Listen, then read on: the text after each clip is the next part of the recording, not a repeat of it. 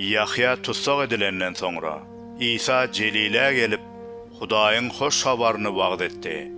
Ol: "Wagt boldy. Hudaýyň şalygy golaýlady. Toba edin, hoş habara ynanyň" diýerdi.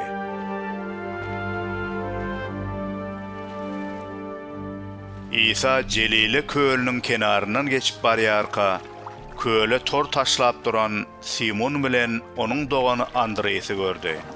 Olar balykçydylar. İsa olara: "Meniň ýzyma düşün. Men sizi insan tutýan balykçylar edeýin" diýdi. Olar hem şol wagtyň özünde torlaryny taşlap onuň ýzyna düşdiler.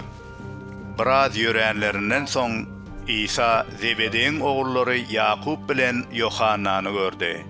Olar gaýyň içinde torlaryny bejerip otyrdylar. İsa olary gören badyna çağırdy. Olar hem kakalary Zebedey bilen günlükçüleri gaýykda galdyryp İsanyň ýzyna düşdiler.